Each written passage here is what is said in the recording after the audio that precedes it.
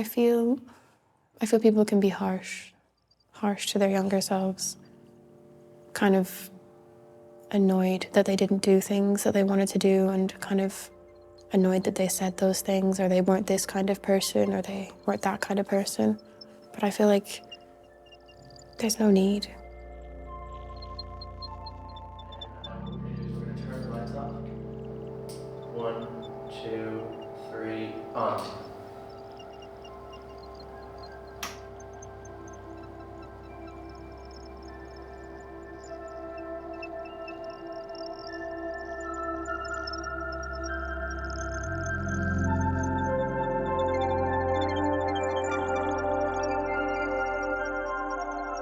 You always described yourself as not a very still person. And that gets referenced at the dinner table a lot. You have to get ready for that.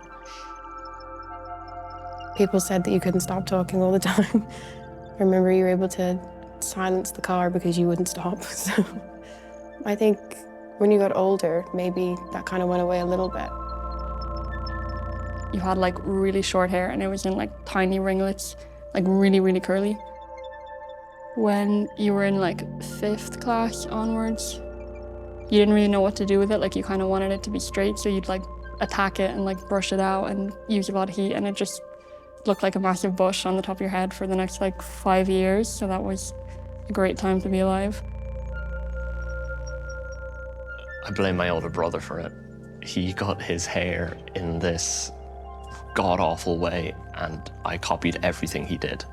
It was this like floppy fringe, and he had it dyed blonde, but I didn't want to do that. So I don't know why you thought that was a good idea.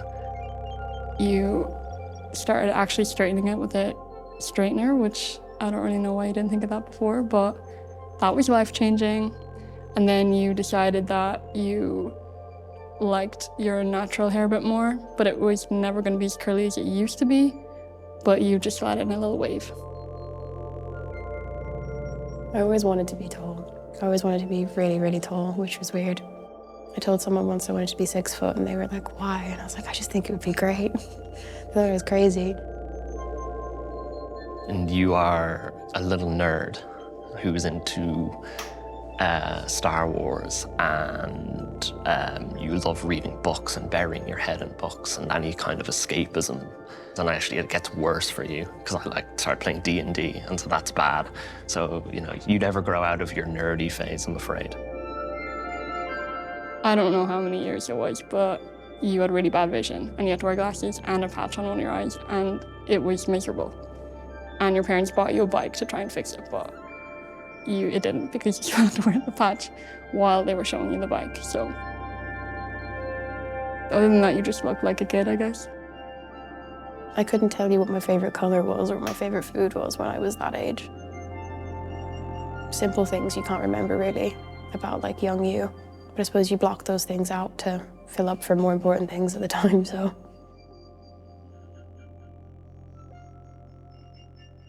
When I was in senior infants and I had my first day of senior infants, I was immediately picked on.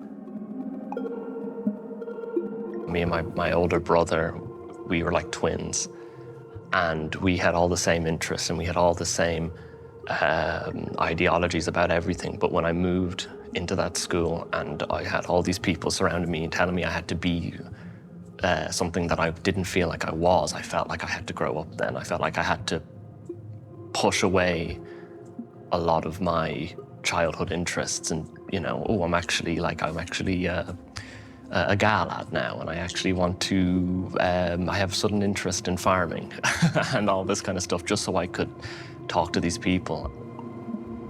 I feel like holding on to childhood, that's like the building blocks of your personality. So when I was I think I was 11, my mum and dad split up. My mum never expected me to, take on any other role than just the kid that I was, but I would just worry about bills and stuff like that. When she never told me to worry about them, I just started worrying about that. So in hindsight, I think that I kind of grew up too fast, but then in the moment I didn't really feel like that. I just kind of took that on. I had to kind of set an example for both of my siblings, and I'm the oldest cousin as well. So I think I had a lot of pressure on me to be more adult more quickly, because they were kind of like, well, you're setting the example for the young ones. You need to study, get the good grades, so then show them that that's what they should be doing. And you want to make everybody happy. You were trying to be a people pleaser, but that doesn't work.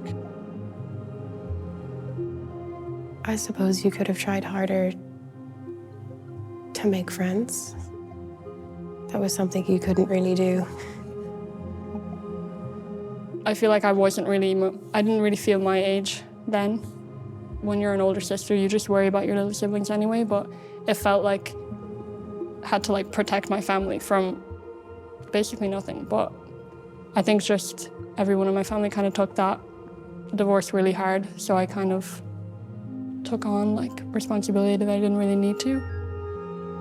But if you're holding on to things that say bad experiences, you're kind of just filling yourself with negativity, and that doesn't really help you grow at all. You're kind of stagnant if you carry that with you.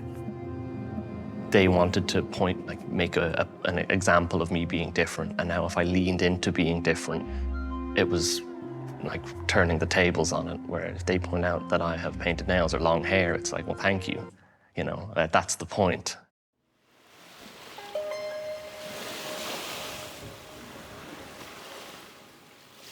I used to joke about how my younger self, you would hate me. You would look at me and you would associate me as somebody that you wouldn't like, and you would, give a side eye to on the bus. But in the following years to come, I've realized that I think it's completely the opposite. I think you would be so proud of who I am, because I am the product of your hard work and your perseverance and your willingness to continue in a way that satisfied you instead of others. Their opinions don't actually matter, and you need to stop focusing on that and do what you wanted to do in the first place. And I think a lot of mistakes in life, you have to learn from them, and that's why you have to make mistakes, because you don't learn if you don't do something wrong. I think you did make a lot of mistakes, though. No offense. Every little thing that happens to you happens for a reason. I don't know if I don't know if I believe in the whole fate thing or like any of that stuff, but maybe it's just coincidence. But it all just adds up at the end, I think. So. In the bedroom. I made this line up for myself just to say, wherever you go, I will always remember you.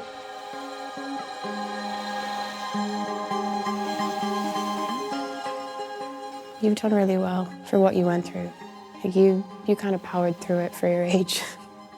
You have a great family, and you've built like a really good support system, and you still managed to be like a decent human being. You made the choices that you thought were right. I can't sit here now on my high horse looking back telling you, no, you should have done this better, You did well in everything that you tried, so.